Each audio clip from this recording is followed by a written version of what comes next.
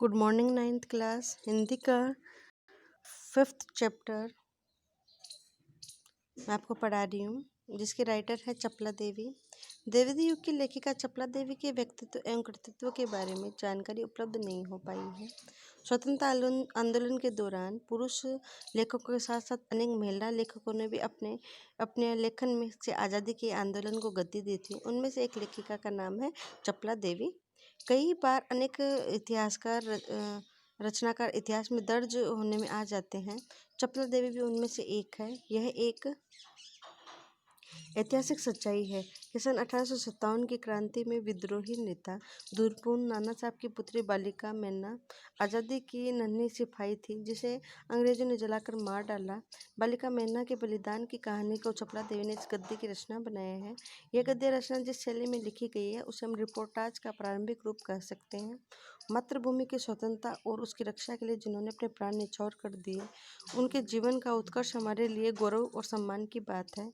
उस गौरवशाली किंतु विस्मृत परंपरा में किशोर पीढ़ी को परिचित कराने का उद्देश्य से इस रचना को हिंदू पंच के बलिदान अंक में से लिया गया है। हिंदी गद्य के प्रारंभिक रूप से कई विद्यार्थी जान पाए, इसीलिए गद्य रचना को मुद्रण वर्तन में किसी परिवर्तन कर आजकल प्रस्तुत करने का प्रयास किया गया है।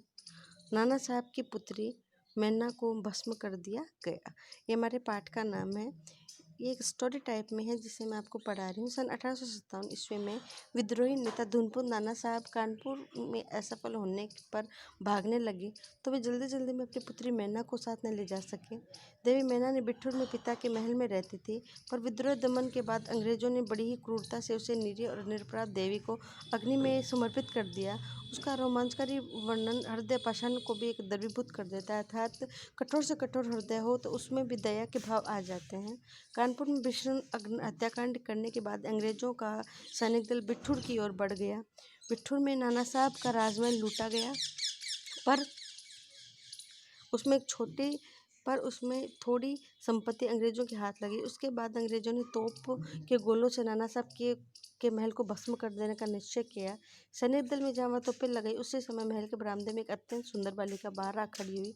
उसे देख अंग्रेज सेनापति को बड़ा आश्चर्य हुआ, क्योंकि महल लूटने के समय बालिका वहाँ दिखाई न दी थी। उस बालिका ने बरामदे में खड़े होकर अंग्रेज सेनापति को गोले बरसाने के लिए मना कर दिया। उसका करुणापूर्ण मुख और अल्प व्यय देख सेनापति को भी उस पर कुछ दया आई। सेनापति ने उससे पूछा, क्या चाहती है? बालिका ने शुद्ध अंग्रेजी भाषा में उत्तर दिया, क्या आप कृपया करके इस महल की रक्षा करेंगे? सेनापति, क्यों, इसमें तुम्हारा क्या उद्देश्य है? बालिका, आप ही बताइए, मकान गिराने से आपका क्या उद्देश्य है? सेनापति, यह मकान विद्रोहियों के नेता नाना साहब का वास स्थान है, सरकार ने इसे विध्वंस करने की आज्ञा दी है। बालिका, आपके विरुद्ध जिन्होंने शस्त्र उठाए थे वे दोषी हैं, पर वे इस जड़ अर्थात मकान में इसमें क्या अपराध किया है? मेरा उद्देश्य इतना ही है कि यह स्थान मुझे प्रिय है, इसी से मैं प्रार्थना करती हूँ इस मकान की रक्षा कीजिए। सेनापति ने दुख प्रकट करते हुए कहा कि कर्तव्य के अनुरोध में मुझे यह मकान गिराना होगा। उस पर बालिका ने परिचय बढ़ाते हुए कहा कि मैं जानती हूँ आप जनरल हैं, आपकी प्यारी कन्या मेरी में और मुझ में बहुत संबंध है। कई वर्ष पूर्व मेरे साथ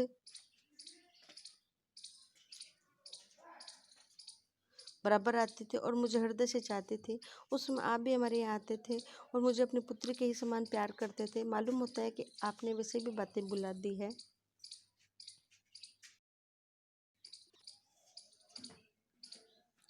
मेरी की मृत्यु से भी मैं बहुत दुखी हुई। उसको एक महीने चिट्ठी अब तक है। ये सुनकर सेनापति के होश उड़ गए।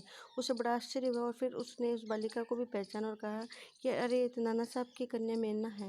सेनापति, हाँ, कुछ ठहर के बोले, मैंने तुम्हें पहचाना कि तुम मेरी पुत्री, मेरे बेटी की सहेली थी, पर किंतु मैं जिस सरकार का नौकर हूँ उसकी आज्ञा नहीं मैं टाल सकता, तो भी तुम्हारी रक्षा का प्रयत्न करूँगा। इसी प्रकार उसी समय प्रधान सेनापति जनरल आउटर वहाँ पहुँचे। उन्होंने बिगड़ कर सेनापति से कहा, है से क्या कहा?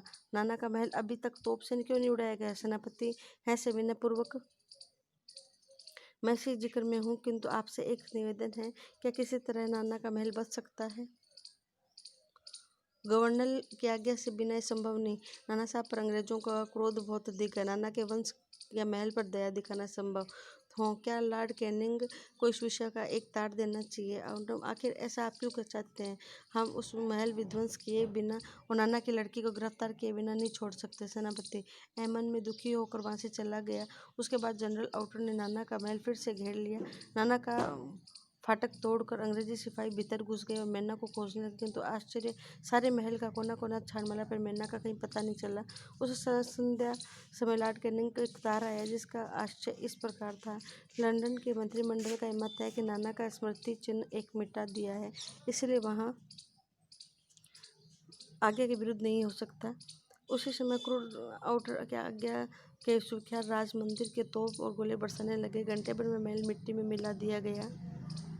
उस समय लंदन के सुप्रसिद्ध टाइम्स पत्र में 6 सितंबर को एक लेख में लिखा गया: बड़े दुख का विषय है, भारत सरकार आज तक इस दुर्दांत नाना साहब को नहीं पकड़ सकी, जिस पर अंग्रेज जाति का भीषण क्रोध है। जब तक लोगों के शरीर में रक्त रहेगा तब तक कानपुर में अंग्रेजों के हत्याकांड का बदला लेना लोग न भूलेंगे। उस समय पार्लियामेंट में हाउस ऑफ लॉर्ड्स सभा में एक सर टाइम्स ने है की एक रिपोर्ट पर हंसी की, जिसमें सर डे की नाना की कन्या पर दया दिखाते हुए बातें लिखी थी। है ने लिखा: निश्चय ही यह कलंक है जिस नाना ने अंग्रेज नर नारियों को संहार किया, उसके कन्या के लिए क्षमा। अपना सारा जीवन युद्ध में बिताकर अंत में वृद्धावस्था में सर टाइम्स है कि मामूली अंतर्राष्ट्रीय बालिका के सौंदर्य पर मोहित होकर अपना कर्तव्य भूल गए।